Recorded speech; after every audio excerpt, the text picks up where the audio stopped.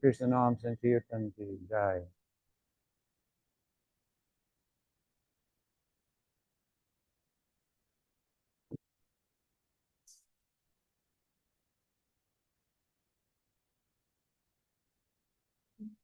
I prefer to use that one. Use that one? Yeah, sure.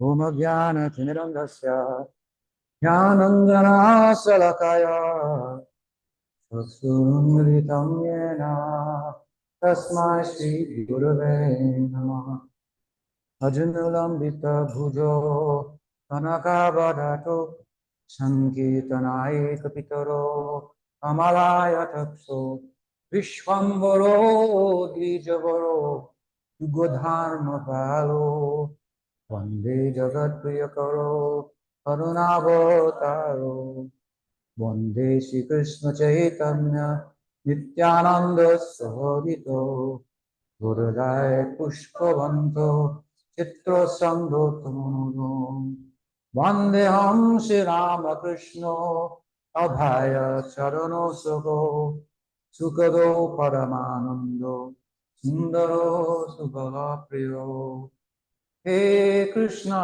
Karuna Sindhu Dinabandhu Jagatpate Gopesha Gopika Kanta Radha Kanta Namostute Bhakta Kanchan Gaurangi Radhe Vrindavaneshwari Vishwabhanu Sute Devi Pranamami Haripriye Shri Gauri Vaishnava Guru Parampara ki Jai Bhakti Vinod Parivar ki Jai O Bhaktivinoda ki Jai O Premanand.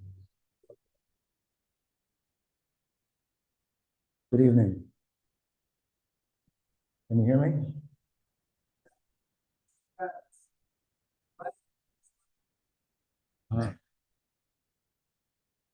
We're going to move forward a little bit in our discussion.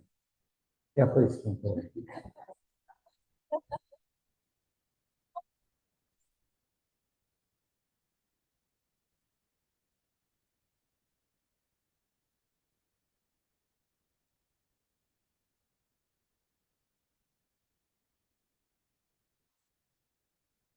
We're going to move forward a little bit in our discussion.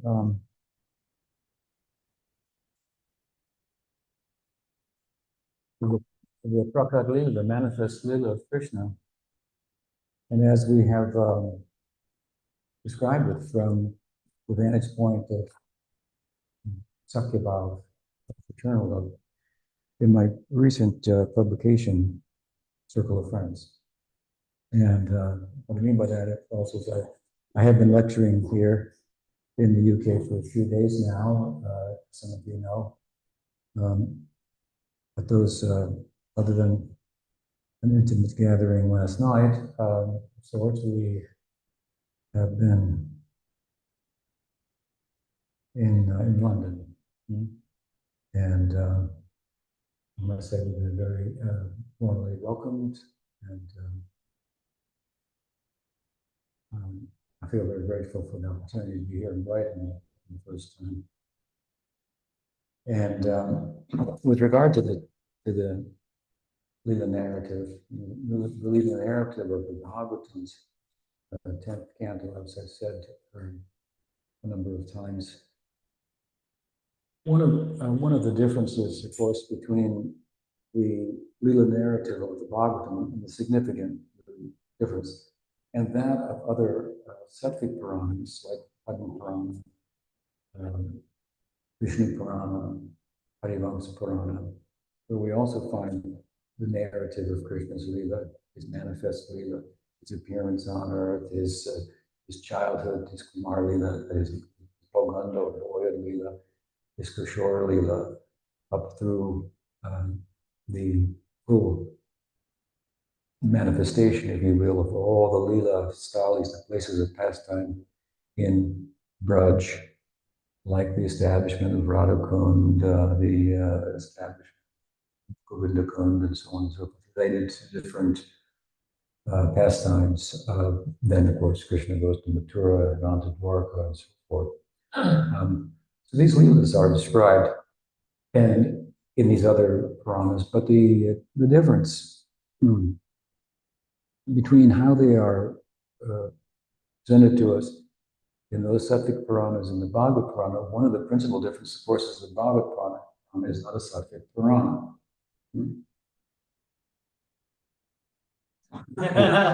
You pay for this. Good. So we have some background music. And it's a natural help from the weather as well for hearing. Let's go up from there.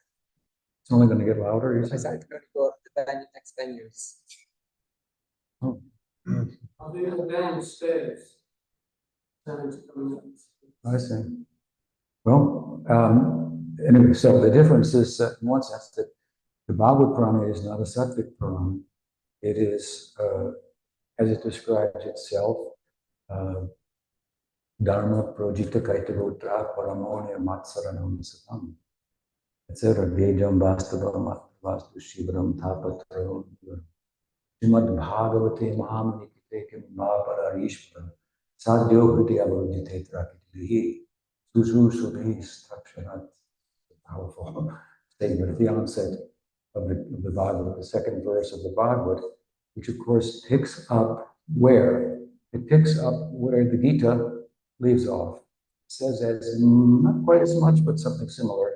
When it says, when Krishna really begins to conclude or wrap up his conversation with Pandavarjuna, Sarva Dharman Parityaja Mamekam Saranam Tam Sarva Papevu Mokshayishyami Masucha. Therefore, as I often say, I look at the Bhagavad Purana as the theological sequel to the Gita. The Gita, through the medium of friendship with Arjuna, brings us to the stage, the dramatic stage, if you will. If you're going to do a drama, you need a stage. That stage, with regard to the drama of Krishna Lila, is called Sharanagati. Sharanagati. And Sharanagati has been beautifully described by Bhakti Thakur as the outer expression of Shraddha. Shraddha means faith, and here we're talking about divine faith. Gita, Krishna says that Shraddhayam person is her faith. Faith is the animating principle in life. But Shuddham Rashi's to life, we give the opposite of that in a very poetic phrase. He said, suspicion leads to suspension. So, all right, you get it. Sorry.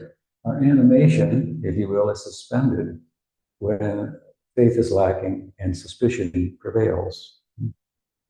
When we have faith, we have confidence. Faith is really, we're trying to make it here not so abstract. Give it some concrete, some shape, right? And Bhaktivinoda Thakur has done it in a nice way in his statement. Sharanagati is the outer expression of Shraddha. So Krishna is speaking, as he does in the Gita, about Sharanam, surrender to him, Sarvadharmam. Sarvadharmam means forego the Varnashram. And all of the gods and goddesses and the worship of them. And what does it mean that? Because he says, Ma Mekam, and me only.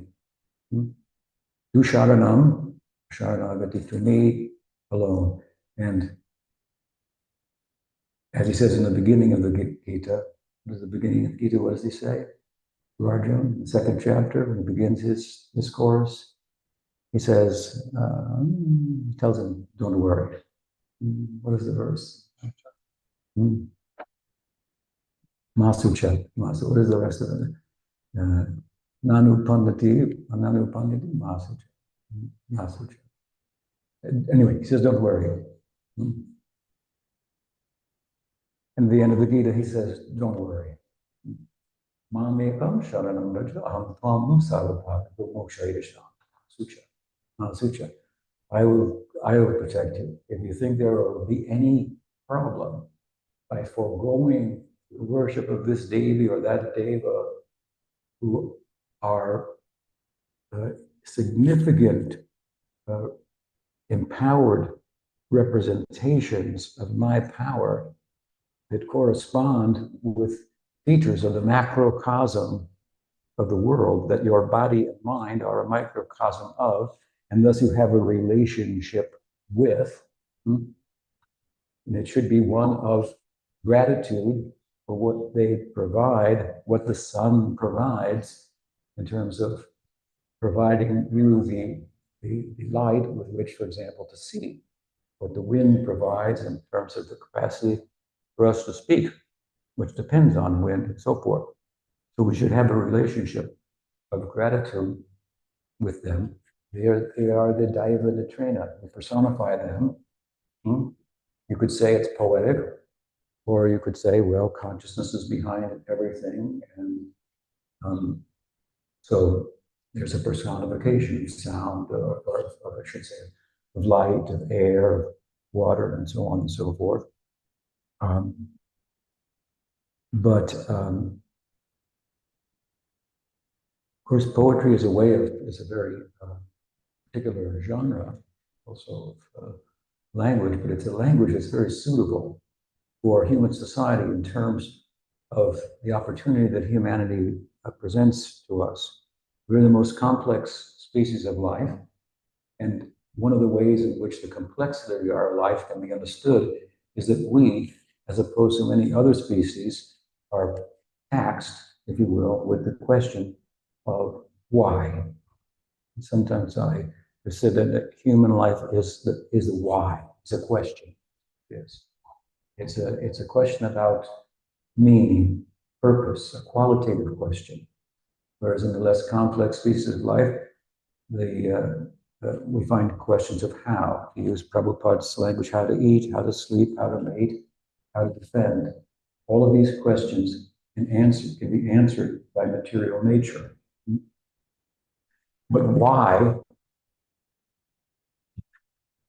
That's another question. That's not a quantitative question. That's a qualitative question. Meaning, purpose, value, and so on and so forth. So this is the question of human life. It can't be answered from the natural world, or the natural world could push us in the direction of where it could be answered. That direction is within. Because when we look to the natural world, we look to fulfill the lack or the shortcoming that we experience by way of, with the thought that if I acquire more, if I add on, my shortcoming will be made up, whatever it may be, physical, emotional. And nature, if we say please, she provides. But she also, whatever she provides, of course, doesn't endure. So if we pay attention, we see that nature is gently, not always so gently, but pushing back on us, right? And turning us inward, because when we don't get what we want, or when we're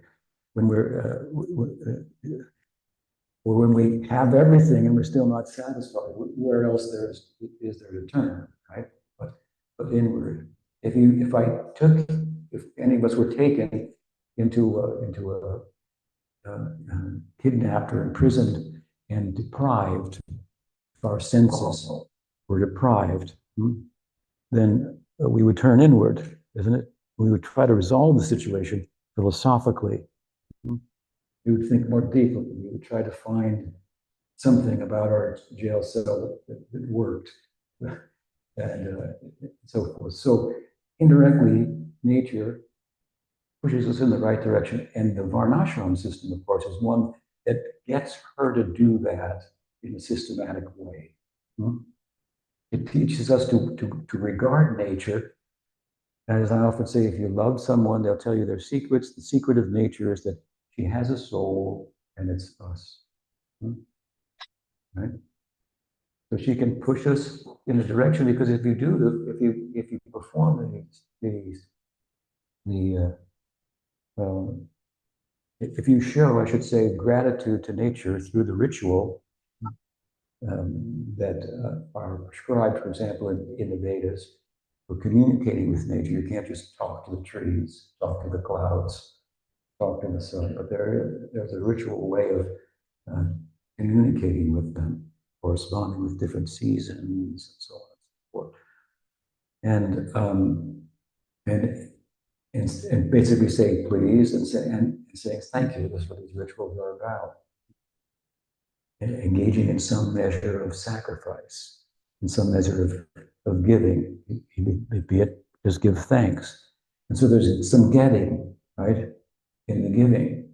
And so nature systematically gives, and what she gives, along with the particular item that we may pursue, a good son, a good daughter, a good husband, whatever it is, there are rituals for everything in the Varnashram system. What we get along with the particular fruit that we're looking for is that, well, we get faith in these magical texts that teach us how to talk with the inanimate, immovable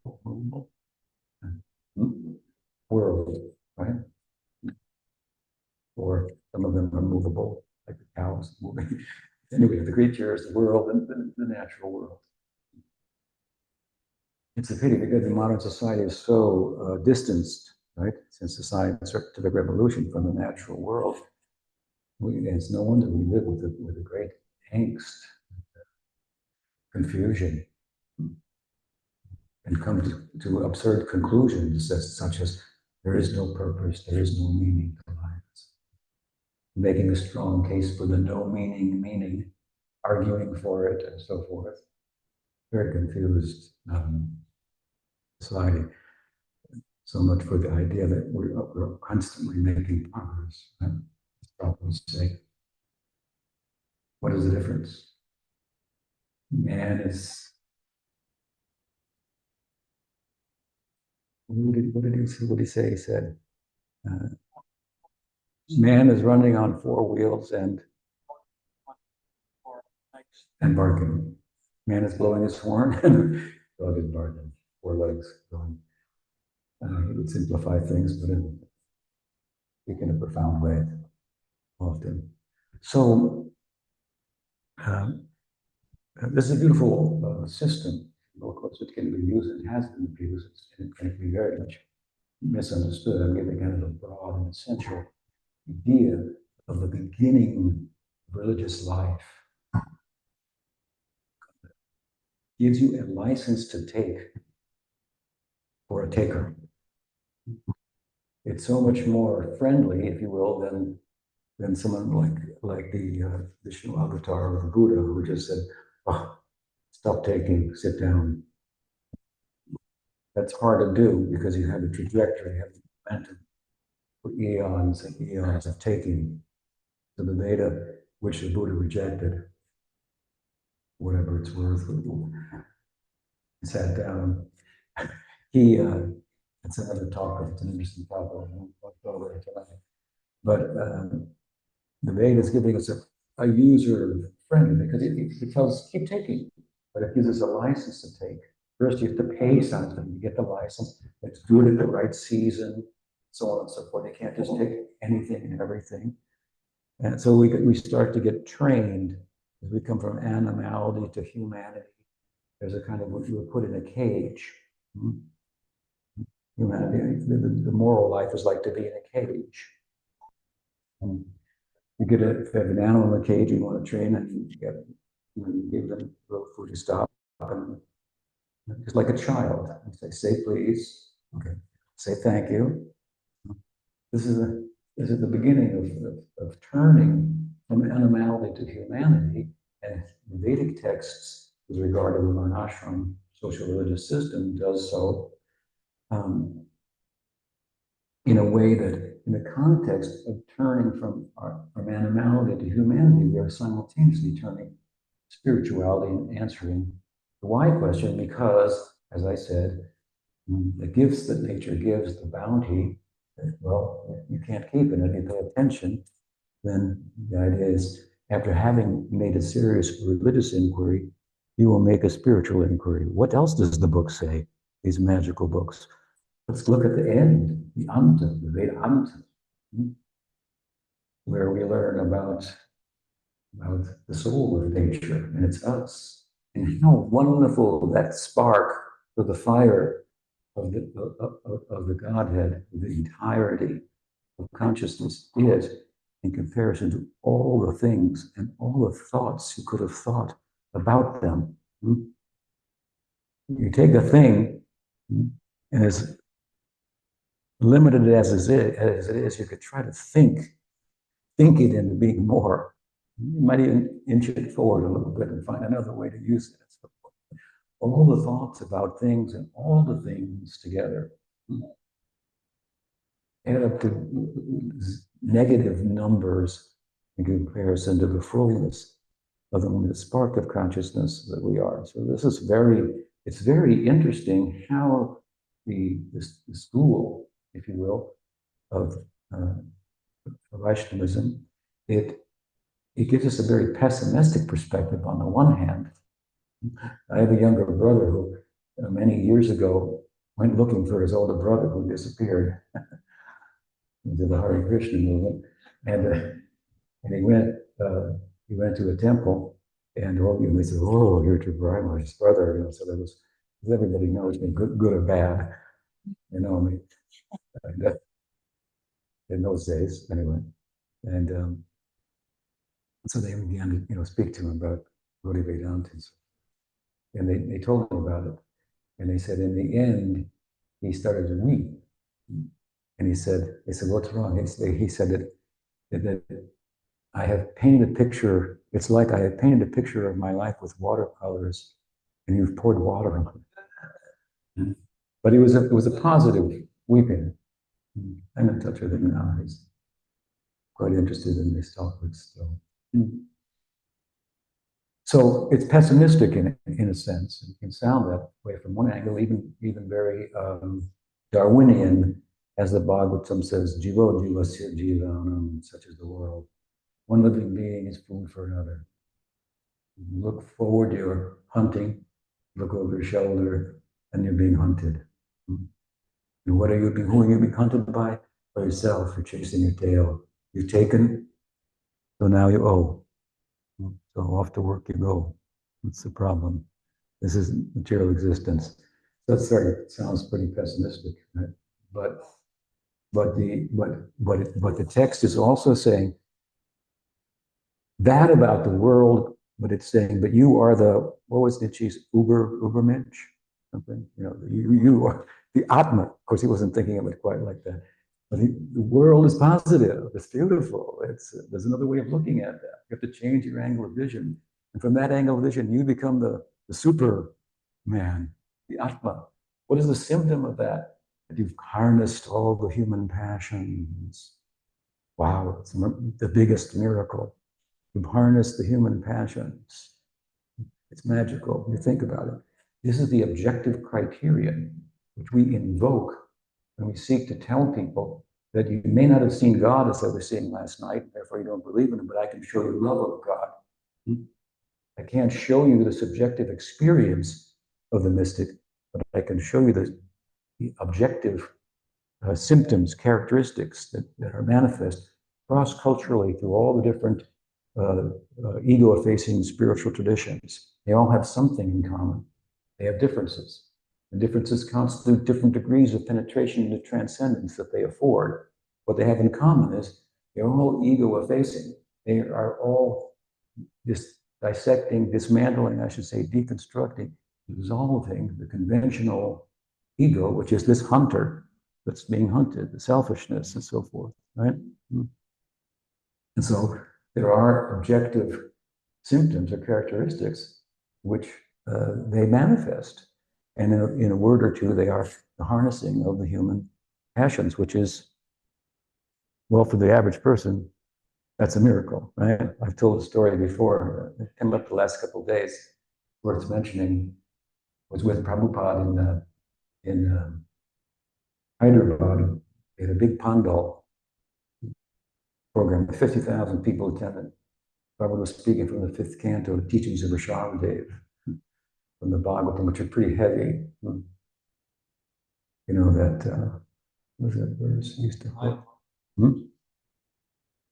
No, another one. Anyway, heavy teachings about self-realization at large.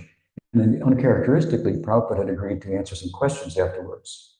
And so some persons wrote down questions and gave it to the DJ or whatever, you know,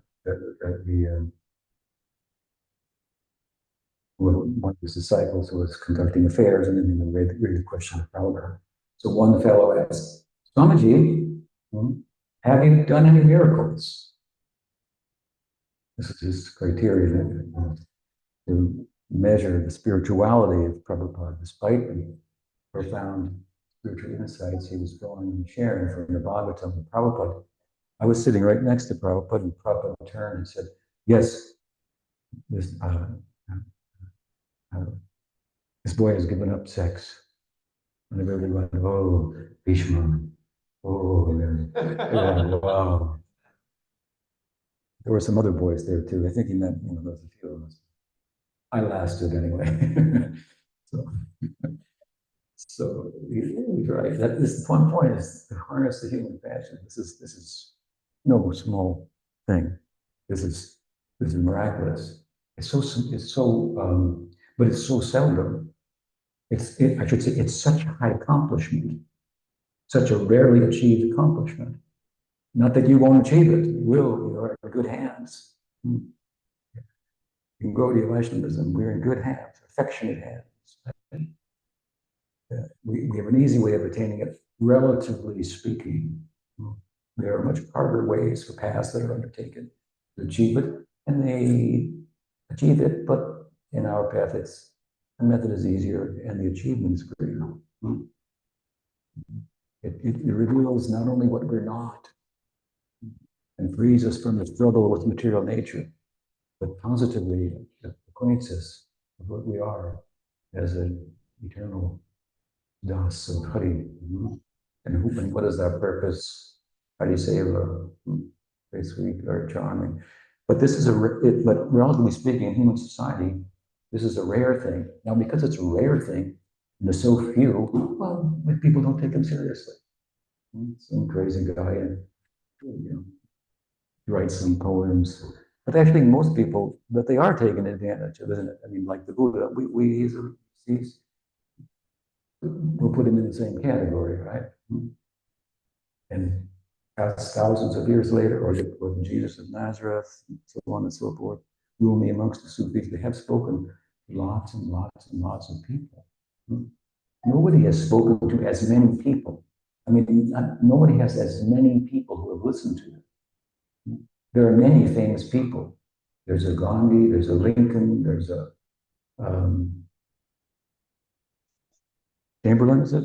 I don't know. You know, the heroes here are in England, forgive me. There aren't many. Belief is just to the veracity of the colleague. So, because of the subject matter, we can be heroes in different degrees and so forth. But if it's about the political state and so forth, it's something that will come and go, right? Or anything concerned with solving a problem of the world.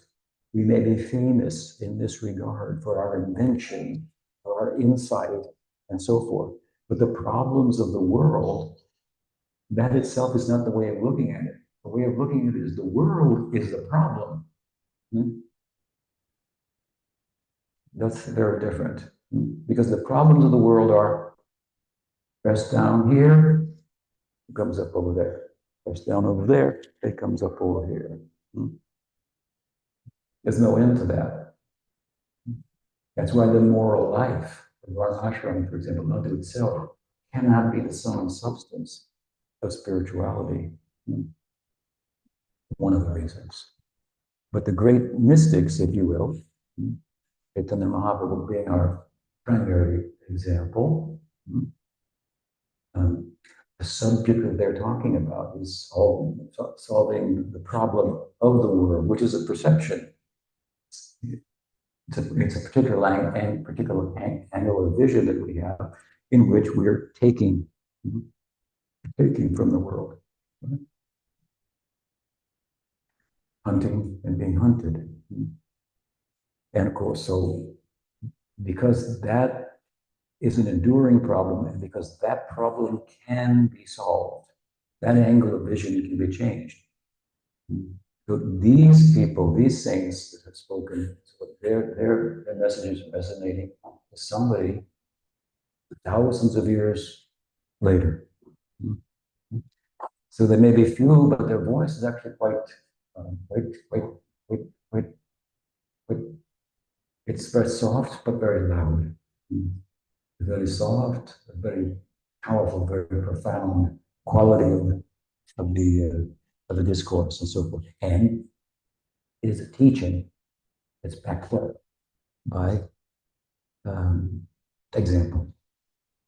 Example speaks louder than precept. So this emphasizing this example. There may be different ways to look at the Vedanta discourse and so forth, all of which may be valid.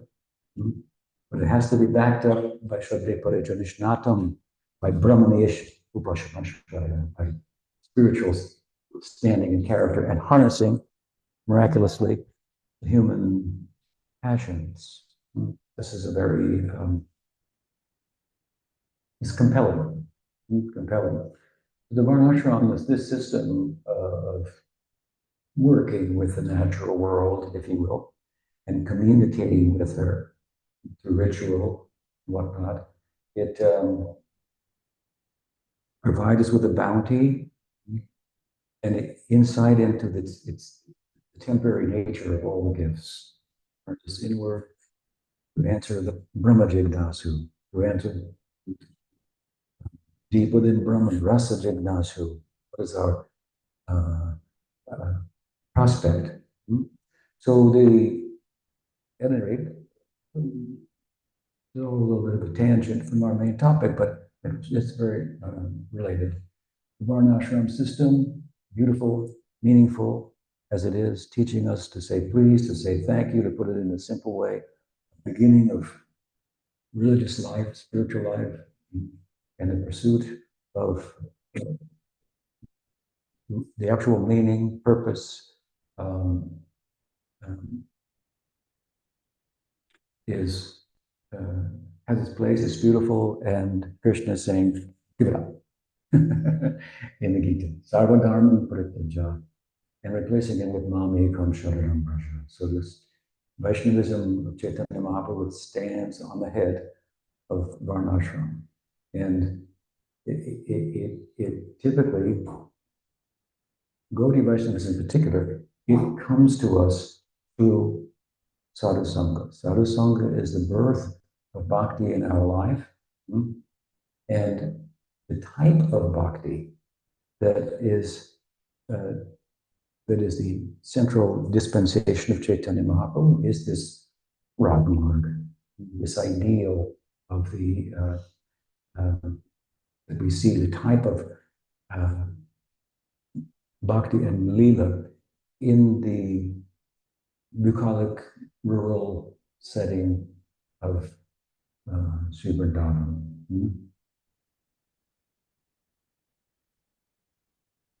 A word now for the moment, if you will, on lila. We were speaking about karma.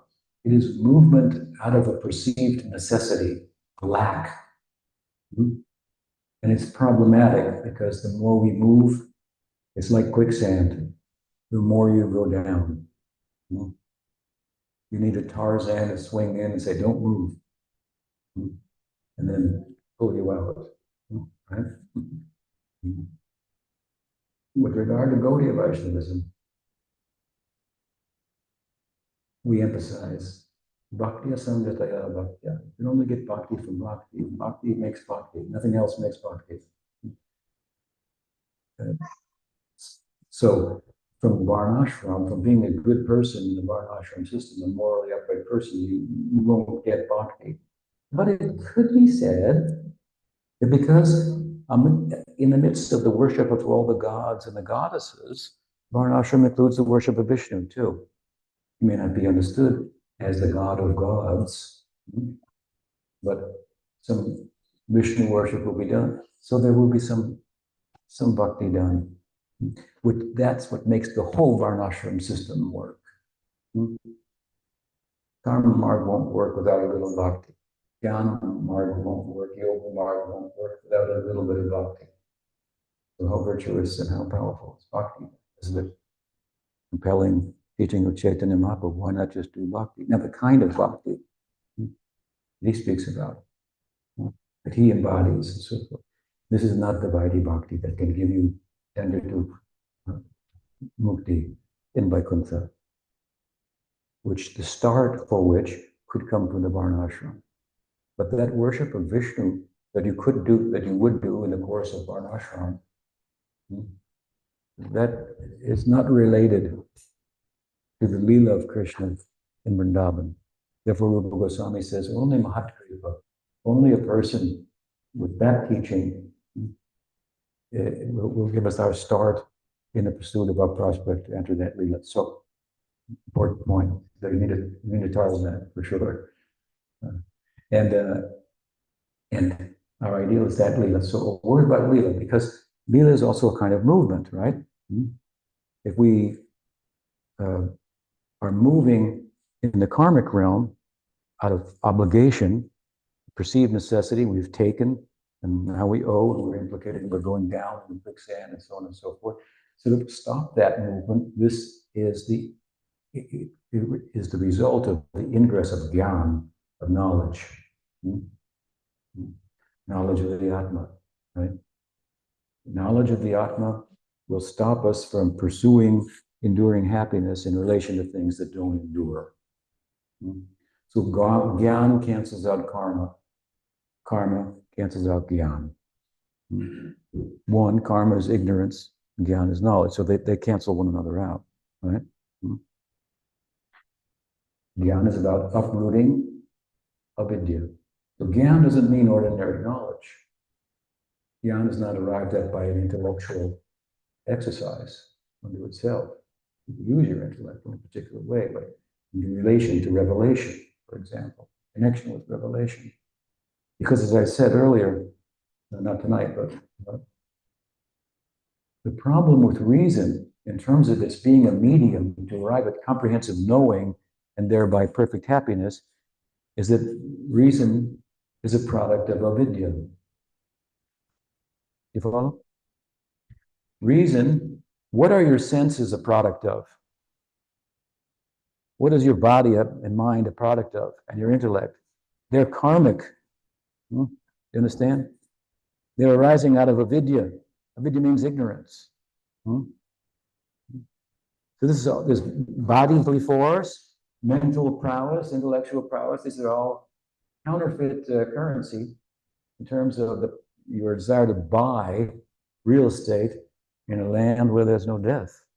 Buy that which it has purchasing power in a limited way within the temporal, but you can't trade, you can't do barter with the spiritual world with the products of this world unto themselves. Reason, intelligence, it arises out of avidya. That's why people have been trying to become perfectly happy with the exercise of intellect since the European Enlightenment, so-called, but no one has been successful. No one has been successful. And no one will. This is the reason why. But we can learn to use our intellect, use our mind, use our senses in relation to revelation. Indeed, the text of the Bhagavad insists upon us to do so. It really pushes to capture your intellect, tax it, and so forth. I'm doing a little bit of that tonight, taxing your intellect a little bit. To say that the spirituality has this ideal of Chaitanya, has intellectual integrity. It's a sound, thoughtful, well-reasoned idea. Don't be intimidated to think otherwise, that it's old and no longer useless, a dusty book on a shelf that deals with the pertinent questions. There will always be there in human society. I've often said, the questions are, what's out there and who's asking the question? What's out there? The things that I heard, the things that I see and touched. Who's asking the question? The subjective world and the objective world. How do they meet? Do they meet? What is the difference? This is what life's about. These questions will never go away. These are what makes human life. So, Gyan will take us from the war of karmic implication to peace and stillness. Stillness. Itam satam brahma sukhana bhutya dasyam gatanam baradayutena maashritena anadarakena sakam vijadu krita punya punya. This Brahman, Brahman, this type of mukti, to understand that I am consciousness and identify wholly, non-dually with Brahman, an indistinct form of realization. Or even Paradaivatena, that we spoke earlier, by Vaidhi Bhakti to go to Vaikuntha. These things are, Sukadeva says, these accomplishments are nothing, nothing. Sakam bijaru krita punya punja. What I see, these cowherd boys have attained. How they are playing with Krishna. He who is the Brahman, he who is the Paramatman, the God of Vaikuntha. How can they do this? His mind was completely, he was blown. His mind was blown. He's describing this to the Raja. Imagine how they were both, speaker and listener, the king and the sage, on the edge of their seats. They are very much in the center of the Sakura center of the Bhagavatam, where the Leelas of Krishna, there are three centers, aesthetic centers of the Bhagavatam. You have the Vatsalya center, the chapters centered around the Damodar Leela, 8, 9, 10.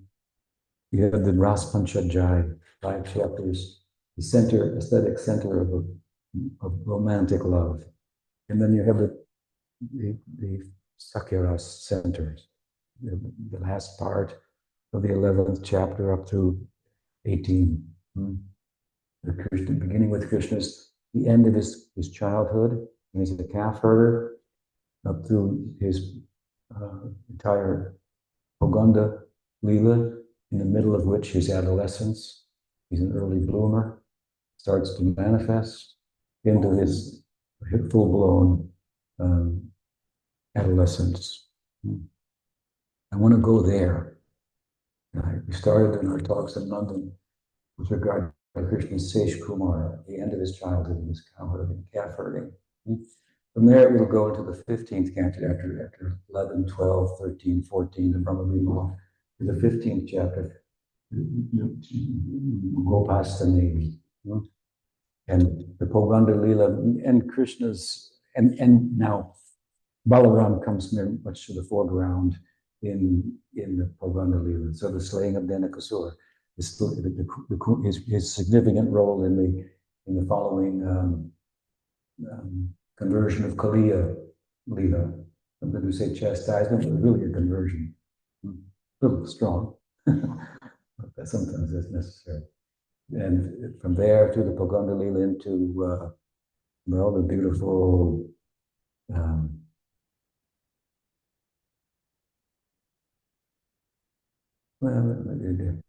the extinguishing of a couple of forest fires, very nice. Two beautiful metaphorical description of the monsoon and the Sarat season.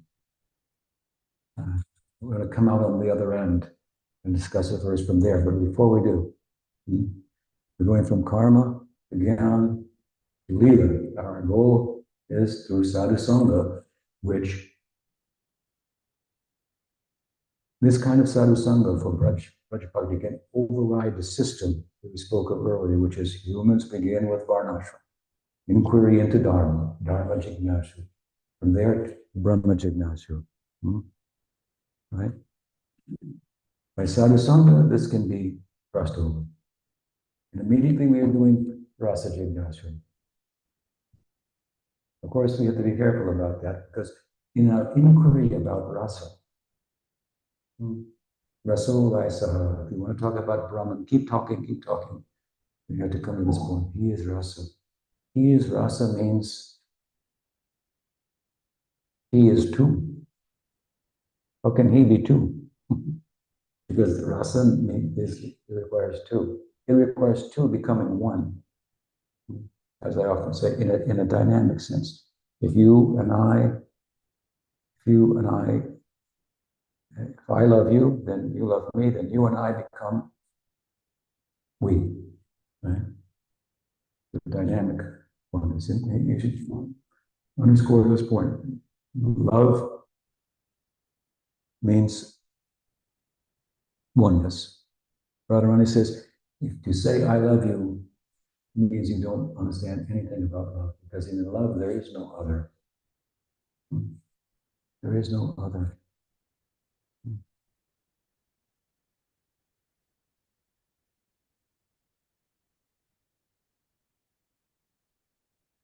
Such a high ideal from the gratitude of Varnashram and the learning of the problem of creating my own problem, karma, the wisdom of that. Such a high thing. Our inquiry is about that, but we should be careful to see that in our inquiry of that, we're progressing in its direction in such a way that the result from the moral life will come to bear in my life. I become morally upright without having to make a sacrifice and only urinating in this direction when the wind's going the other way, and with a certain mantra. And this is Varnashram. There's a mantra and a ritual and a direction and a time to do everything. And the onset of Srimad Bhagavatam, not the Swami makes a prayer, will free me from all this. Give me one rule only. Let me be ruled by love. What is the moral compass in the school of Chaitanya Mahaprabhu? What is the moral compass? It begins, that school of Mahaprabhu, with Sharanagati, right? Sharanagati corresponds with Shraddha. What is the Shraddha? The faith? Faith in Krishna alone.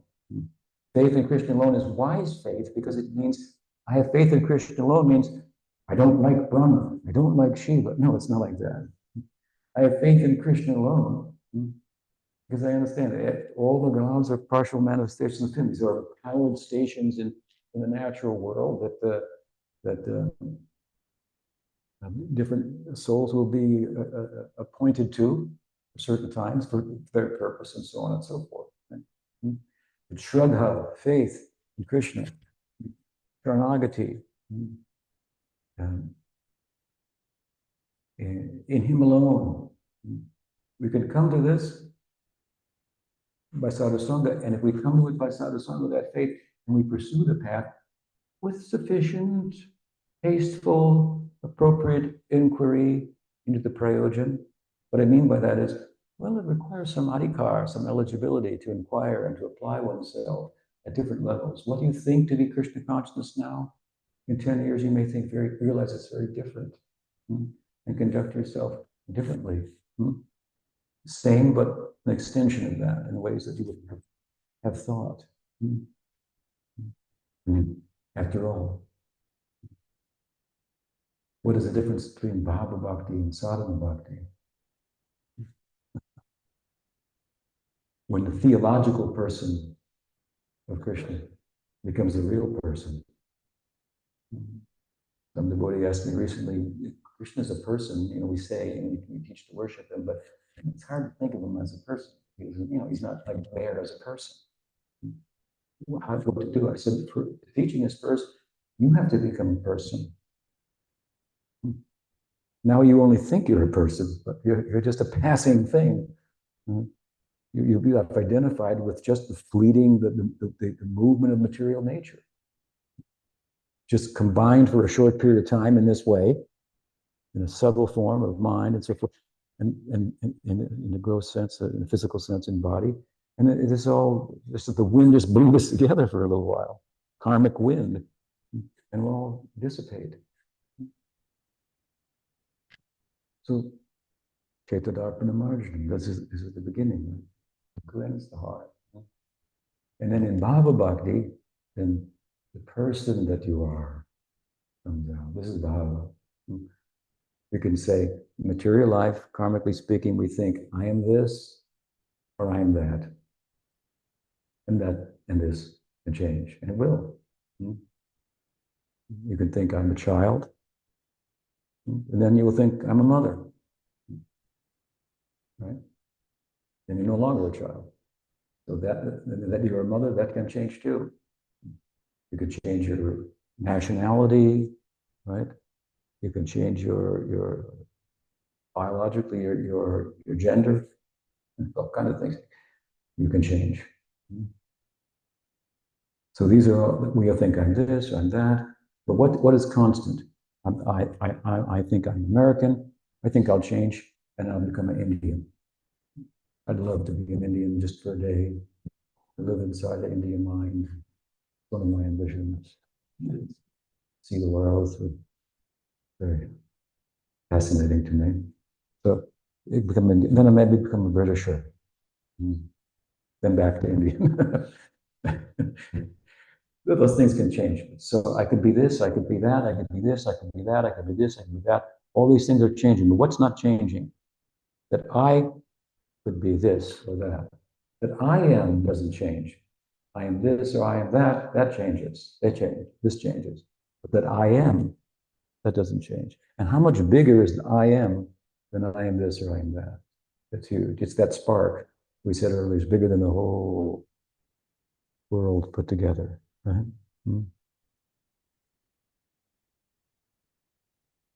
So if we do inquire about rasa, we have to do so thoughtfully and understand where to go, where we are, what the steps are, practical steps to go there.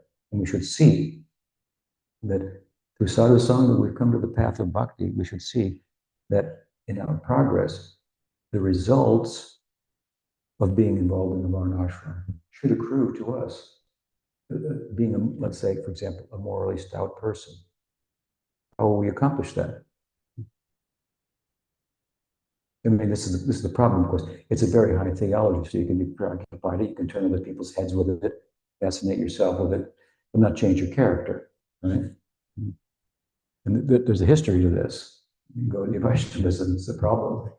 Bhaktivinoda Thakur, Bhaktisiddhanta Saraswati Thakur, so the answer. It's an ongoing issue. Krishna speaks about it in the Gita.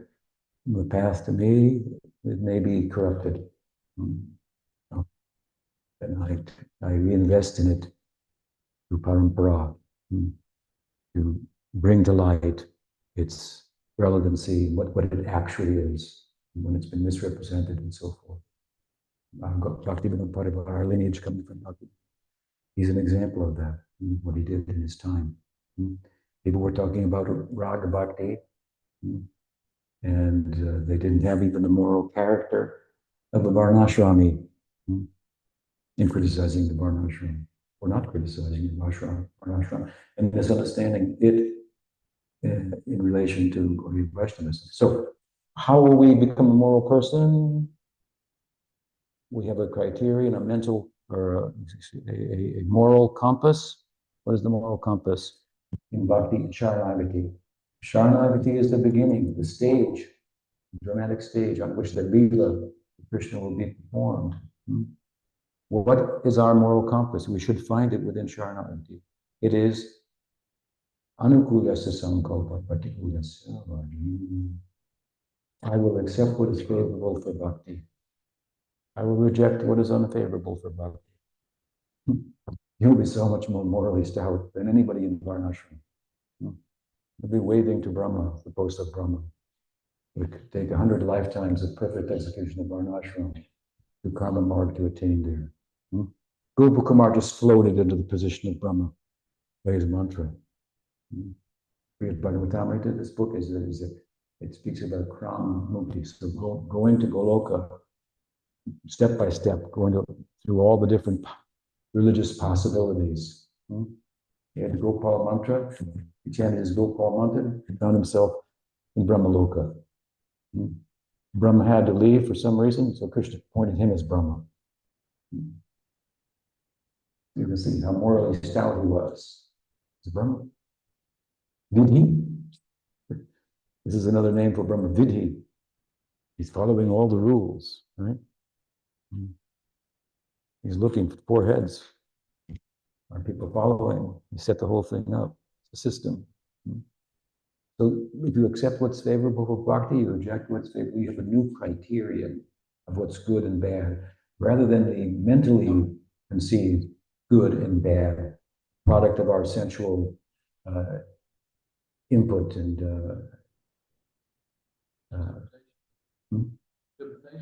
well, we get input from we touch the sense objects, the impressions come to our mind, and the mind says, I like this, I don't like that, sankalpa, vikalpa. So we create a good and bad, a happy and a sad, hot and cold, maybe cold for you, it may be hot for me. Which is it? This is the duality of material existence that should be transcended. Now you have a new duality. If it's favorable for Krishna, even if it's not pleasing to my senses, I will accept it. If it's unfavorable for bhakti, then I will reject it, even if it's favorable to my senses. You have a new criterion. And this will very quickly take you above the dualities of material existence, and you'll be situated to Sharanagati, on the plane of Advaita. This is where real bhajan can be performed. So you have to progress towards that goal of the Braja Leela systematically, and we should look for what kind of progress. Am I becoming a gopi? Look in the mirror, not yet. No. We should measure the taste, our taste for Harinam, and we should see the fruits of Varnashram should be coming in us in terms of being morally stout. We have to speak loudly to people also. Therefore, Bali Didibhushan has classified 3 types of devotees: Sanishta, Harinishta, Nirapeksha.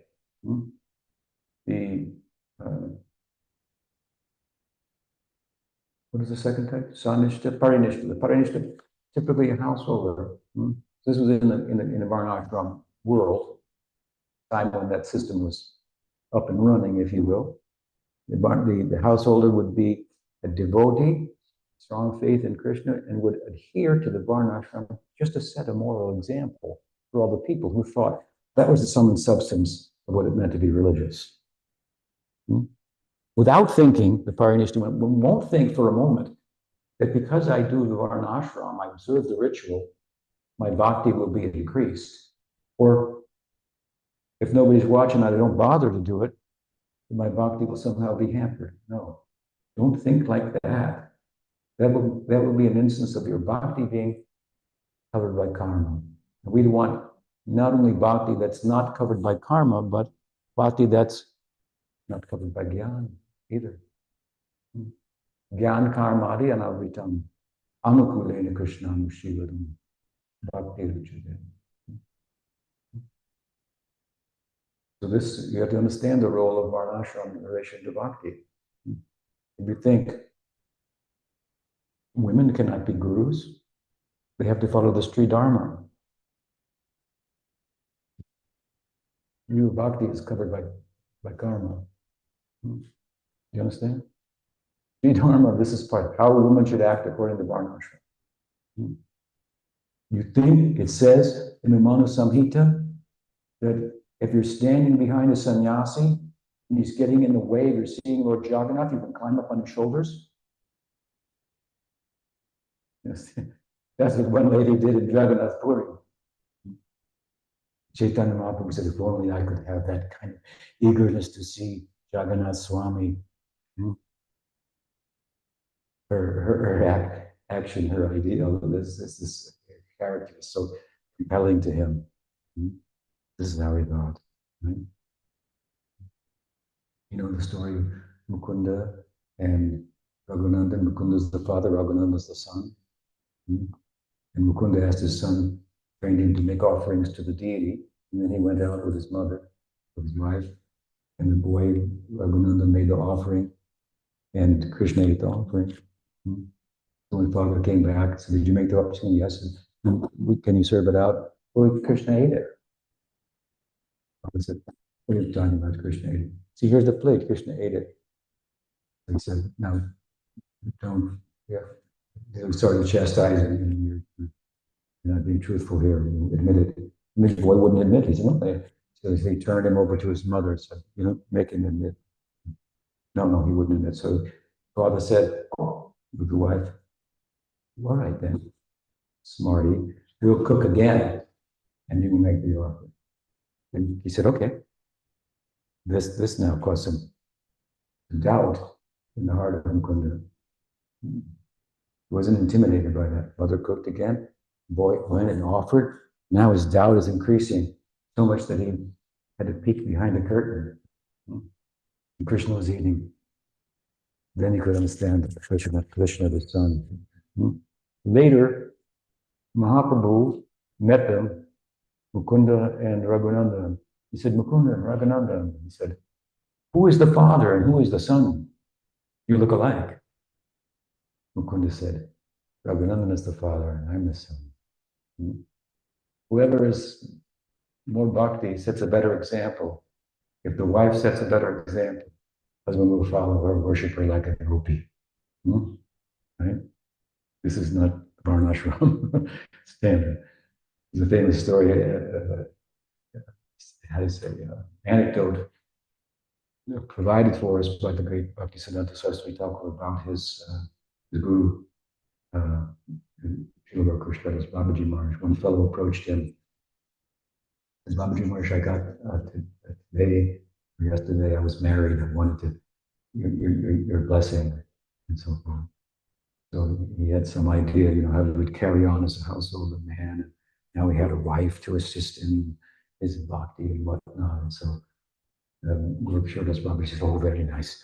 And then he began to describe we should worship the wife like a gopi, giving all these instructions. And the guy's whole picture of what, you know, what he was going to, how he was going to have an assistant, you know, a servant, just evaporated. So this is Gaudiya Vaishnavism. I was saying I was speaking the other night that there are some relative considerations that can be invoked with regard to the guru, like we find in Hari Bhakti Vilas. If you're from a Brahmin family, you should have a Brahmin guru. If you're from a Sudra family, you should have a Sudra guru, or a guru from that Varna, and so on and so forth. If you're from Great Britain, then you should have an Englishman or an Englishwoman. This is the idea. So there's some relativity that may be useful because of the cultural understanding are both the same, and so the communication of ideas is facilitated by that likeness, if you will, materially speaking. But while you may have a Sudra guru, Varna guru, a Kshatriya guru, dog-eating guru, whatever, Lecha guru, all these things on one side are relatively changing. The other side is just guru, guru, guru, guru, and we know what a guru is. We said it earlier. Shabde pareja nishnatam, brahmane upashamashraya, who knows the theory, the theistic understanding of the texts, and explain them, and who has spiritual standing, who has harnessed their human passions, miracle man, woman. So it doesn't matter. The guru's idea is transcendent to gender, to race, to all such relative considerations. If we think, like I said earlier, a woman has to follow the Sri Dharma, therefore she cannot be a guru, then our bhakti is covered by karma. Or, you're lucky to find a man guru or any guru. Of course, it's hard to find a good disciple too, so it goes both ways. But our goal, Rag Bhakti, a good sadhu sangha, on that side, we want to enter the Braja Lila. We talked a little about karma. We talked a little bit about Gyan. There's not much to be said about Gyan. Gyan is about being quiet. That's Gyan. Shankar, by his own teaching, should sit down and be quiet. But you understand? No. Yeah. Talking, movement, that's all part of the world. Be still. Don't move in relation to the world. End the war, have peace. Shanti, shanti, shanti. Brahman is everywhere, so there's nowhere to go. Identify oneself with Brahman, no movement. Peace. If you're full, Shankar would say, why move? If you're full, complete, why move? People are moving out of a sense of incompleteness. You agree? Better listen.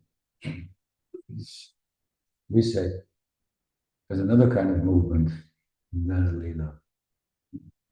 That is a movement out of fulfillment. I'm so full that I have to dance, celebrate it.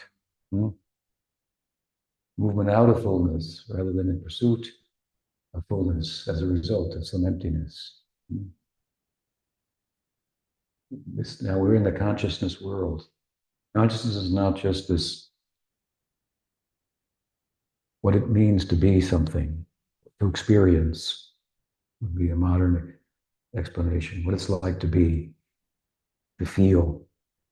It's experiential reality, whereas matter is non-experiential, right? Consciousness is a realm of experience. That's so big in itself that just to think about that is like, woo. But we analyze it further. We say it is Sat, Chit, Ananda. We say it exists. That which is consciousness is that which is Sat. Exist means doesn't end. Whatever exists will always exist. Whatever doesn't exist will never exist.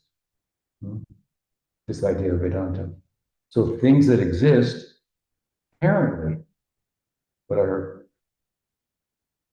here today and gone tomorrow, they don't really exist by our analysis. That which is Sat is that which endures. The more a thing endures, the more is real. That's why we think the waking world is more real than the dream world. Because we acquire things in the dream world, but they're gone like that. But when we acquire things in the waking world, they last longer, so we give more credence to them. So the more the thing endures, the more it has credence, the more real it is. But of course, our whole life of 108 years or so is just, it's a flash in eternity, right? But Sat, that amidst the observer, amidst the ever-changing winds of the world, our idea is it's not a product of the brain. That which is experiential cannot be reduced to the non-experiential. We don't expect experience to rise out of non-experience. That makes no sense. You understand? We're all sitting on the floor. We don't expect if one more person comes in, the floor is going to say, "Hey, that's a little too much. It's getting a little heavy in here." I mean, that's just silly, isn't it? Well, this is the modern philosophy dominated by physicalism, materialism. This is what they're saying. Without adding anything to the basic material, non-experiential ingredients, experience is going to happen one day. And they accuse us of magical thinking. Because all we have said is there's something more than the physical world. Is that so hard? There's obviously an objective component and a subjective component. Why should we try to reduce the subjective consciousness to the objective? Why should we try to do that? Why don't we try the other way? Let's reduce the objective to the subjective. Call the world the mind of God. That's also reasonable. So we say it's Sat, consciousness is Sat. We say it's Chit. It exists and it's cognizant. And we say also it loves. Ananda. Sat Chit, Ananda. And of these three constituents, something could exist but not know. But something cannot know and not exist. Something could exist and know but not love. But something could not love and not know and not exist. So knowing, Chit, and existence, Sat, they derive from loving. So we look closely at consciousness, we'll find that it's hard. It's about loving. And love is a kind of movement. Karma was a kind of movement. Gyan stopped the movement. It canceled it out. They cancel one another out. But love has both knowing and movement to it. When we say that consciousness is at its heart is ananda, joy, love, we're saying it's moving. It's not still ultimately. Yet there's a feature of the absolute Brahman that's still because it's everywhere. If you're everywhere, how can you move? That's very wonderful. We're saying at its heart, that which is everywhere is moving. That which is everywhere is dancing, moving.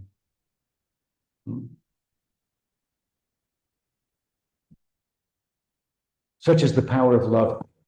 It knows no reason. It transcends reason. Reason will lead us to it, and it will take us beyond the limits of reason and what the possible is. As Prabhupada said, quoting Napoleon, with regard to the spiritual world or the realm of consciousness, there impossible is a word in a fool's dictionary. That means it doesn't apply there. It doesn't apply there. You should not have any doubts about Krishna Lila and all the impossible things that are said to happen there. If we apply ourselves to Krishna Bhakti, not only will we become morally stout, but you'll experience that you're eternal. And then what possibilities there are. The whole world is going to turn. completely upside down as to what are the physical limitations are no longer there. If the consciousness we are a spark of is sought, then it means it transcends time and space.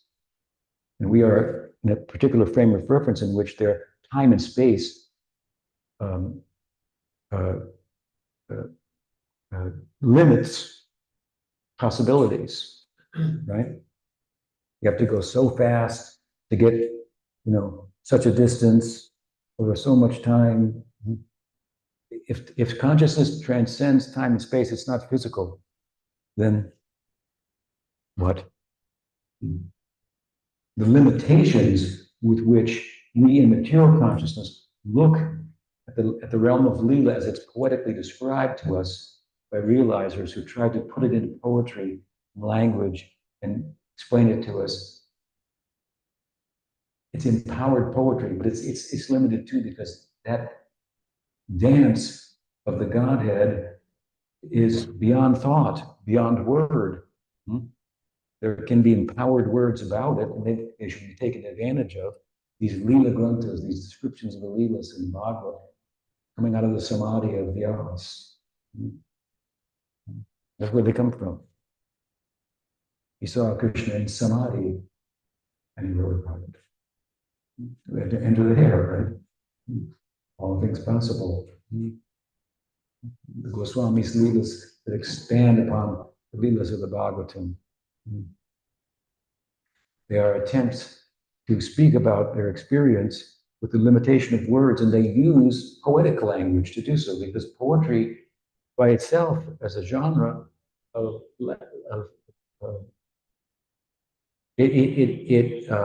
expands the world.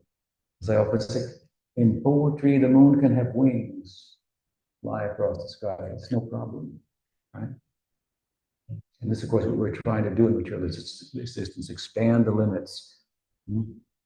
Because we are a unit that transcends them. That reality of the Atmas coming to the fore in human life. We, again, as I said earlier, the most complex form of life. Right? We have the why question to answer. So consciousness is ultimately about love, means there's movement and transcendence. If it doesn't, and that movement is love. It's not just knowledge, but love is the end of knowledge. There's some kind of movement and transcendence between us, the spark, and the Godhead, the fire. And the nature of that is called Leela, that movement. It's a celebratory movement out of fullness rather than out of lack. And this is the subject of the Bhagavatam. So as we began, there's a difference between the Bhagavad Purana and the way it tells the Leelas of Krishna and the other Puranas, which are Sattvic Puranas, Haribamsa Purana, Vishnu Purana, Padma Purana, and so forth. They're given the chronological orders, but the Bhagavatam speaks in such a way about these Leelas with feeling out of the samadhi of Vyas, as he was told, samadhi anusmarata visheshtitam by Narada, qualified, entering into the samadhi of meditation on Krishna Leela. Now rewrite the Bhagavatam again with emphasis on bhakti and know on certain terms what is bhakti, what is its efficacy. And so the way these, the Vatsalya center, the Sakya center, the Madhurya center, these aesthetic centers of the Bhagavatam, the way the leaders are described, they're inviting us in. That's what they're doing. They're trying to speak about these sentiments in such a way that it will be compelling to the audience. It's a nirguna text, not a sattvic text. It picks up after the stage of Sharanagati in the Gita has been erected through the medium of friendship, which is a beautiful thing, friendship of Arjuna. Stage is built. Then the theological sequel, the Bhagavad, the Leelas are performed, right? And therefore the text of the Bhagavatam begins where the Gita leaves off. Gita says, Sarvadharman prityaja mamekam saranam vraja. give up the varnashram, this cheating religion, and also Gyan, dark sarvadam, and put it Yaja. Gyan, karma, do only bhakti to me. And how does Bhagavatam begin then? Dharma pravajita kaita votra paramo nirmat saranam saram. This is not a path for being morally good or bad. This is the path for the Paramhamsas. And it's sarva, it's kaitava dharma, giving it up. That means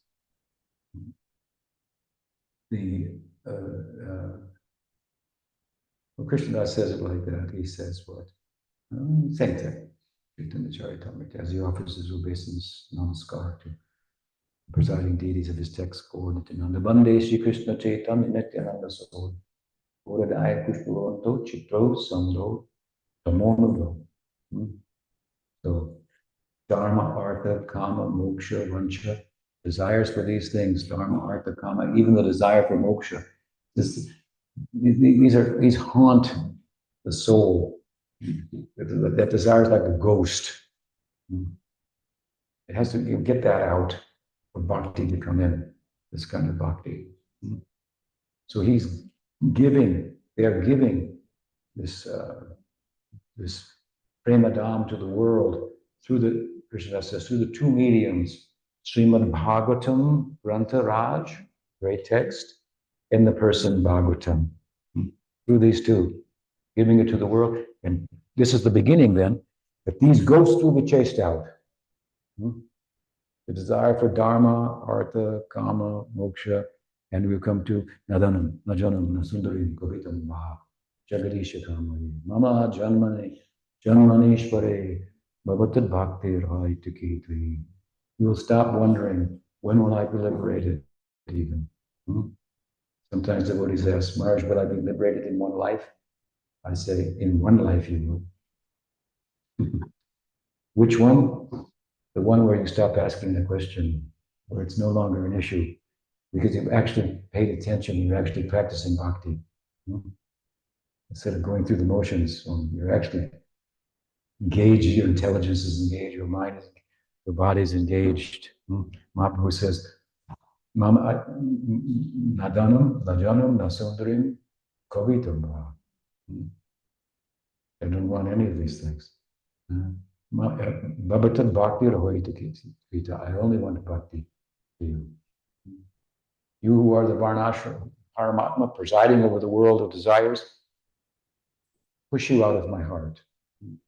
And I put the Pranishwar, the Lord of my heart, Gopal Krishna, there. Bhakti to him only. So when we establish the stage of Sharanagati, then soon the drama of Krishna Lila will be coming to a theater near you, right? That's the idea. In the Bhagavad text is very helpful to us in this regard, because the ideal Lila there is very, the Prakat Lila is laid out for us. So we've been going through that, and I wanted to speak tonight on one verse from the Bhagavatam that it's a little late to get to now. Forgive me, but there are three verses in the Bhagavatam that some sadhus have said are the verses that most perfectly describe Brajendrananda and Krishna. One from the 14th chapter, the first prayer of Brahma, and I touched on that in London. I was going to cite it a little bit tonight and talk from it, but the second one I was going to focus on, it comes in the Kishore Leela of Krishna, in the Venu Gita, where the gopis are glorifying Krishna's flute. We had talked in London about Krishna's Seish Kumar, the end of his childhood Leela. I'm skipping over his Pavanda Leela, that's a big topic, but I'll have to speak about that next month. And I have some engagement in the United States, so during Kartik, I'll reserve for that. So I know I was going to skip, and plus these verses, second verse is in the Kishore section. So, and then the last verse, the third verse, comes in a very beautiful Leela, also at the mature point, not in the beginning, the Adya Kishore, but the Shesh Group, the end culmination of his Kishore Lila. That is in the Lila where the Brahmin wives, wives of the Brahmins,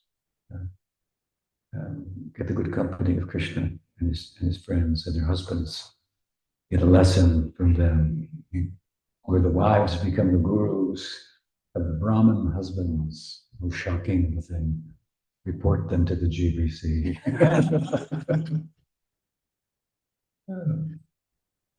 ISKCON Tijai. They're doing good things in the world. We appreciate it. I had the opportunity to go to the manor when I was there in London. I was there in 1973, just after the deities were installed. There was no heat in the building at that time. I've been sent there to preach. To come there now, 73, how many years? 50 years later, something like that. To see it's developed nicely, a nice goshala. So tomorrow, maybe we'll go into these verses a little bit. And with that, are there any questions? Yes. You mentioned that we should not rely too much on intelligence or overestimate its role because it is born of out of ignorance. Yeah. But in Upanishads, like in Katha, probably Bhagavatam, and there is the comparison of human being to the chariot, horses, where soul seemingly do nothing, sitting in the back, and everything depends on chariot driver, which is intelligent. Yeah. Controls the senses, Yeah. the mind, and that. Yeah. Well, it means. So yeah. this Sorry. example is applied more to Jnana Mark and Bhakti. Is Krishna sitting as this chariot driver like in Gita or? No, the idea there is, of course, it's true that the Atma is sitting on a chariot or body in which the driver is the intelligence, the reins are the mind, and the horses are the senses. That's just a fact. So there's horses, there's reins, there's the driver, and there's the chariot, and there's the soul. That's what the Upanishads are saying. And therefore, in this world, we should be driven by reason. As humans are said to be rational animals. So the rationality comes to the fore in human life as opposed to the less complex forms of life, right? So we should be reasonable. And that, what does that mean, of course? That means that we should control our emotions to some extent. That reason should rule over emotions. It means the human being should have some measure of control, if you will. Otherwise, they will be pashu, only two-legged animals, and the most dangerous and of all animals. Animals with intellect, but used, improperly. To be a big beast and to take and create a nuclear weapon, blow the world up, and so forth, defending oneself, and so on. So intellect has its role, right?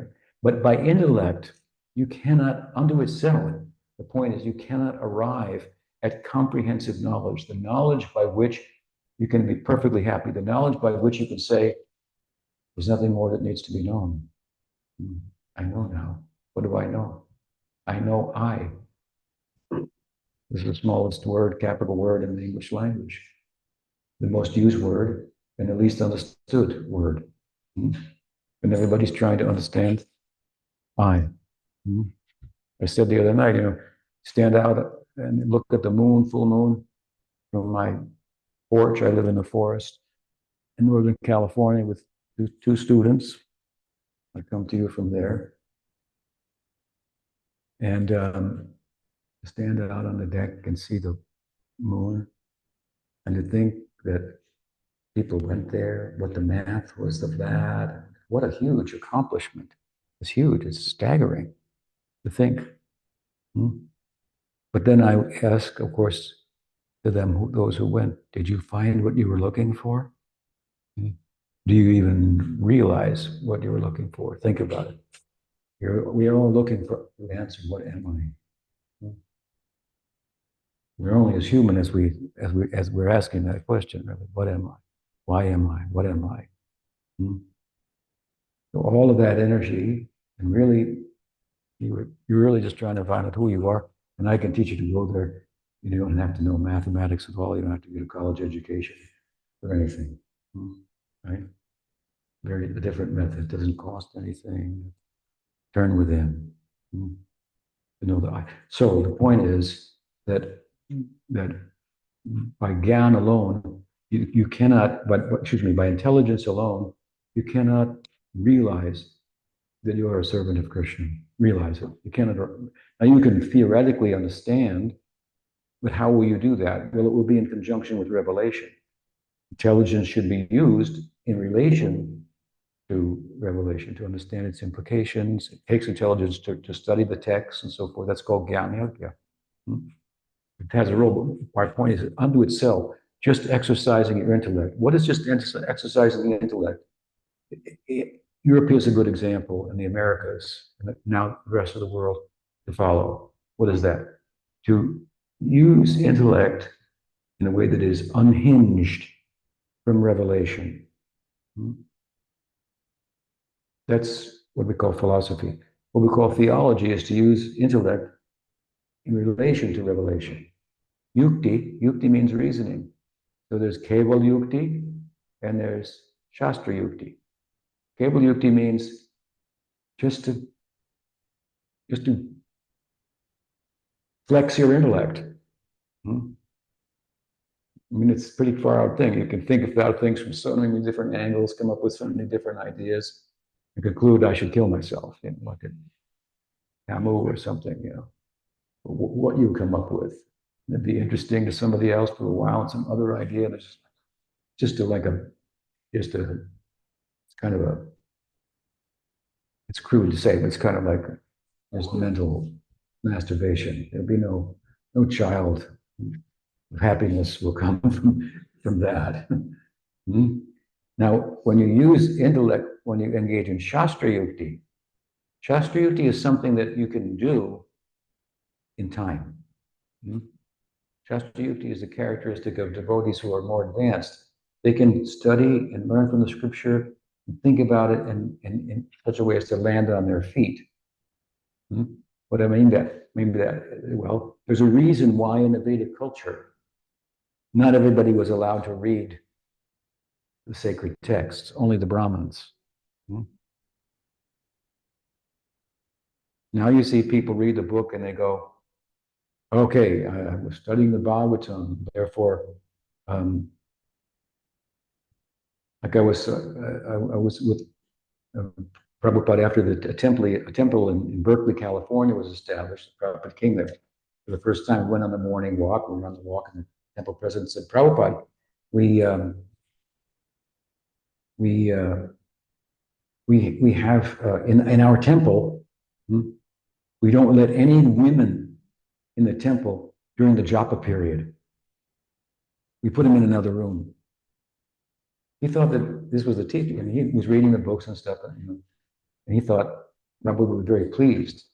And Prabhupada said, we don't let any women in the temple so that the men can chant and won't get agitated. And Prabhupada said, if men are agitated, they should not be in the temple. What is this nonsense?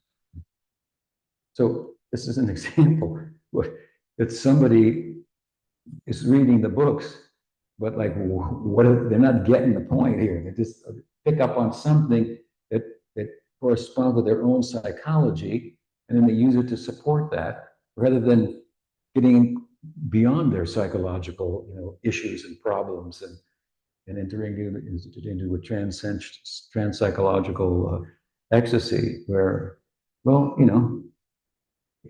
yeah, well, we'll all be boys and girls together in the forest, right? Helping one another, assisting. So there's many examples that you can get on the internet, and so many people, quoting Prabhupada's books, and they don't know what the heck they're talking about. I mean, it's so frustrating and pontificating there, you know. Prabhupada said, and this, and so it's a problem. I mean, you know, what can you do? Okay, you sell the books everywhere. Prabhupada has to digest all of that. Who's powerful enough to digest it?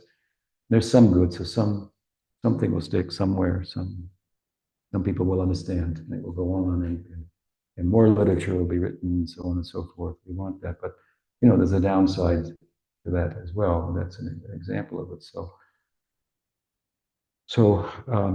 But yeah, no, if we use our intellect in relation to Shastra, that's called Shastra Yukti, but that takes some standing in reality.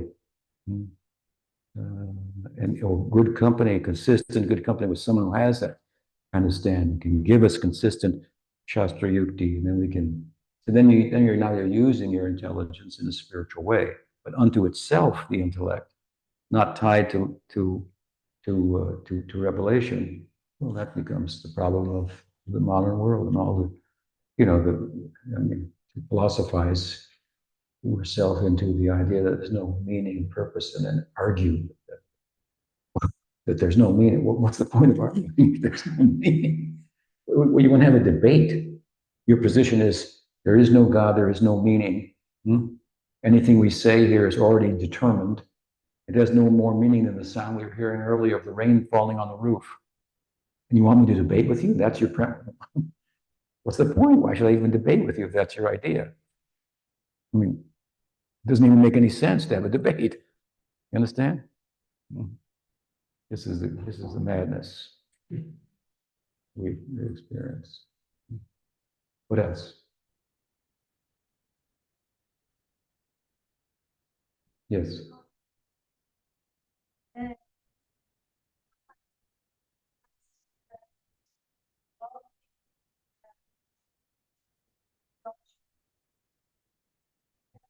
Different approaches to what? Different approaches to rules? So What's your question?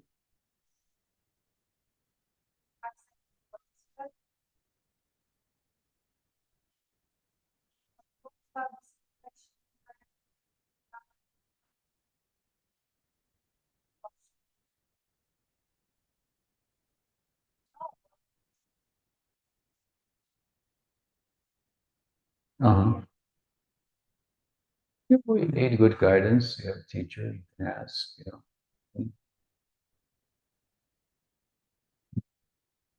And there are other, aside from that dynamic, which I refer to as the moral compass for bhakti, accepting what's favorable, rejecting what's unfavorable.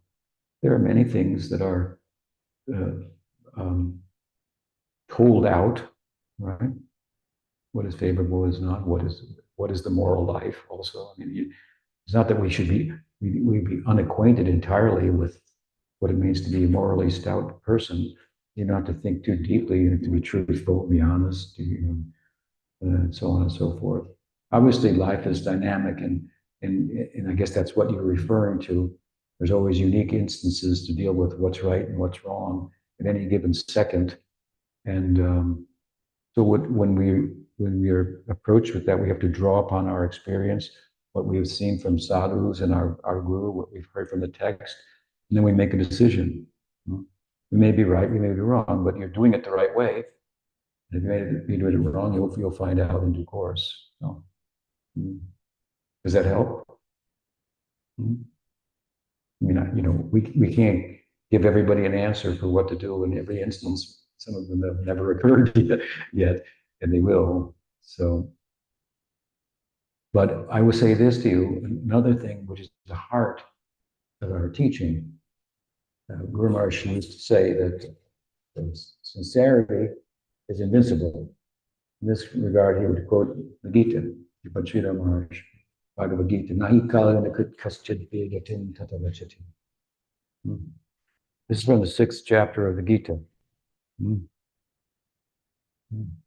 Nahi kalyana krit kaschid. Kalyana, that which is auspicious, Good. Nahi kalyanakit kaschid durgatim tata gachati. Tata is a very affectionate way of referring. He says to Arjuna is worried. If I give up the Varna ashram to follow what you're saying, what if I'm not successful? Then I'll be culpable for not following the Varnashram, and I wouldn't look at the fruits of yoga. I'll be like a riven cloud, he says. What to do? Krishna says with such affection, so Tata, oh, my dear son, dear one, nahi kalyanakit yogatim tatakashi. Don't think like that. The path that I'm talking to you about, at the heart of it is sincerity of purpose.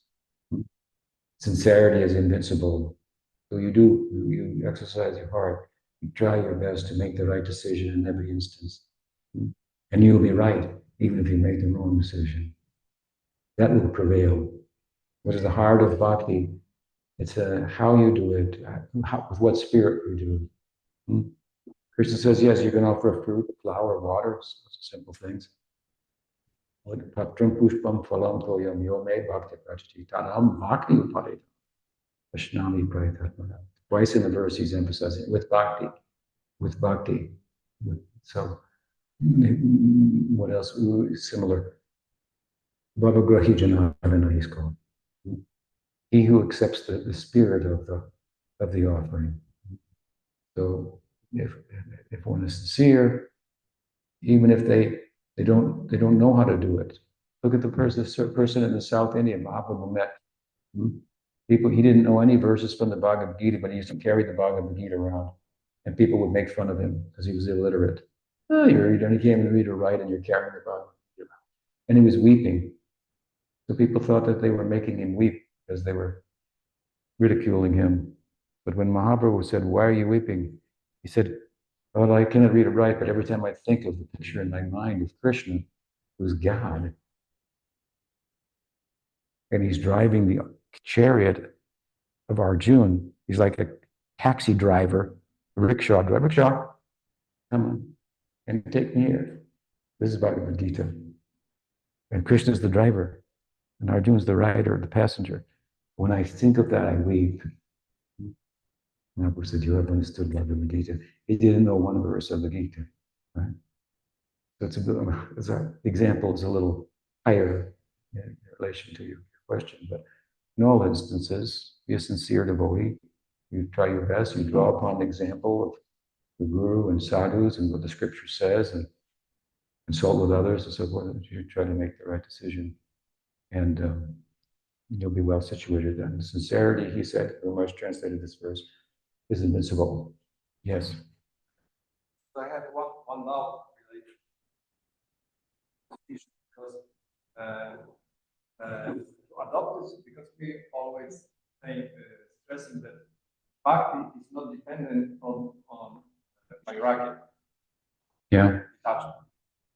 But we are going to accept this new moral compass via Satsanga, Yeah. It's very difficult to adopt this. We have still this enjoying spirit. We are still attached to the sense object. Seems to me, adopt this new way of life, we have to be detached. Yeah, well, the adhikar for bhakti is faith, but it's also, as Rupa Goswami explains, not to incline towards enjoyment, not to incline towards renunciation, somewhere in between. What we're saying, of course, when we say that detachment, renunciation, vairagya is not a limb of bhakti, we're saying it's a result of bhakti. It's a fruit of bhakti. In the Gyan Marg, the way is renunciation. So our way is different. We don't go and stand in the Ganga in the month of Magh up to our neck on a full moon night to realize that there's no difference between cold and hot.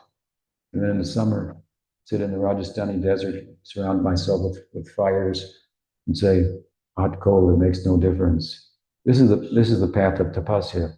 Well, our path is very different. That is a path in which vairagya is the means. In bhakti, vairagya is not the means, it's a result, it's a byproduct of it. And so, yes, accepting what's favorable, rejecting what's unfavorable, well, that's positive, but it does result in some detachment.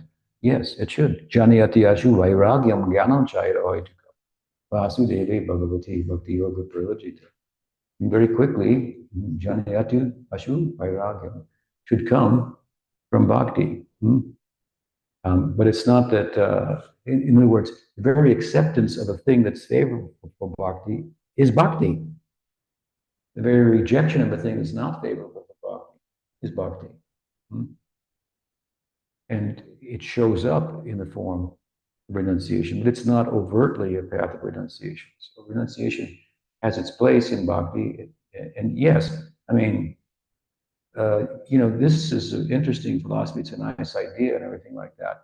It's wonderful to sit and have these discussions and have a nice audience like all of you with your inquiring spirit and so on and so forth. But I mean, it's only as good as you walk out of here and, it doesn't go in one ear and out the other.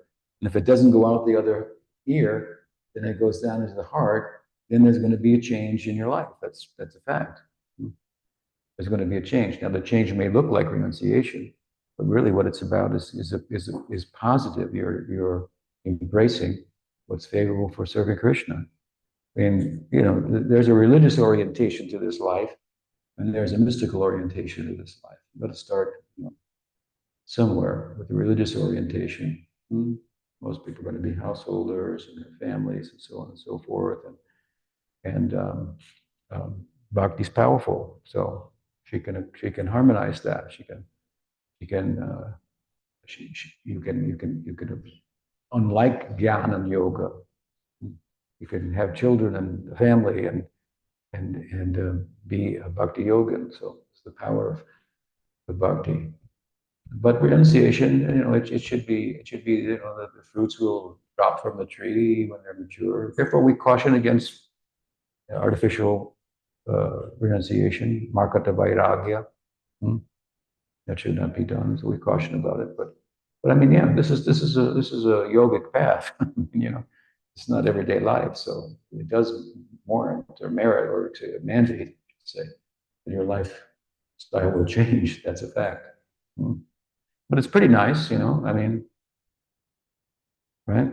You can go shopping for Krishna. You can cook nice things, have nice gatherings like this and so forth. It's cultural and aesthetically pleasing, even in an ordinary sense.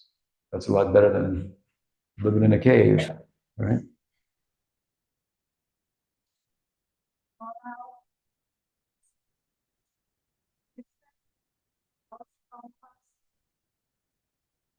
I would hope so. I mean, the world's lost the compass. What do you mean? Well, let's take, for example, let's take sexuality, for example. Okay, what I would say, so let's take morality in relation to sexuality. Well, everyone agrees that sexuality should be controlled. Where they draw the line, that's the only question. Even porn stars, will agree that, I'm not doing that, or whatever. They draw the line somewhere. Everybody draws the line somewhere, and it's all relative to your worldview. So, we're not different than anybody else. We just draw the line relative to our worldview. We want to harness it, and everybody agrees it should be harnessed. To what extent, and why are you harnessing it? Well, we've got a pretty good reason why it should be harnessed. You can reason, well, you shouldn't have expressed sexuality with underage persons who are not consenting. So you can make a moral rationale for that and so forth. And it's pretty good and so forth. But I mean, our idea and our worldview is different. It's a very good worldview. I mean, we should be shining examples of our worldview. So, as Prophet said, well, you should express sexual intimacy with a significant other, married partner, whatever, whatever it is in your country, whatever the laws are, and so forth. And if you want to go further, then he gave two standards, only for having children, which is none of his disciples could follow. So it's better to go with the first one, right? And anyway, you learn in due course. It's not what it's made out to be anyway, right? So there's an example that the world may have a certain standard of what's moral, and you may have a different one with regard to sexuality. So if you're talking to somebody, you measure it up. Which idea is better? Of course, we're going to have a moral standard that different than people who are, two-legged animals. Some of them, That might make sense. Can you speak louder? But also, have some people just in the sake of Krishna. What? They could hurt some people. I think it's for the sake of Krishna. Hurt. Well, as I said, people can misunderstand the philosophy pretty easily. That happens. We need good guidance. People do all kinds of violence in the name of religion. It's not. Gaudiya Vaishnavism is also can be used in that way. Sure. Just because something can be abused, it doesn't mean it can be abused, and it must be applicable, be applied appropriately. Otherwise, it couldn't be used in the first place. So those people should be called out, and that should be pointed out. I mean, there's nothing new. That's Chaitanya Mahaprabhu's teaching has been abused for centuries. All right, well, nice to sit with all of you. And, I guess we have a program tomorrow, too. Okay. Shri Guru Gauranga ki jai, Bhakti Vinod Parivar ki jai, Gaur Bhakti Vrinda ki jai, Anand Koti Vaishnava Vrinda ki jai. Gaur Premanande. Panchakalpatarubhyascha Kripa Sindhuvera Cha Patitanam Pavaneka Vaishnava Gurunam Ha.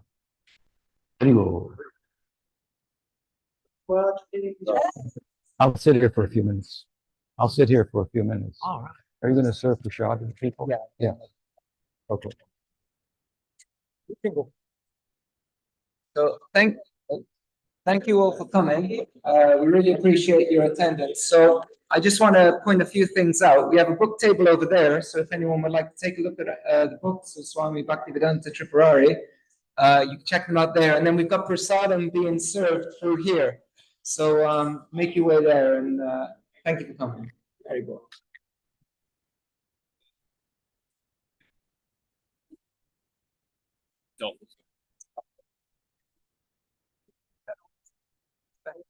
Just take that. Thank you.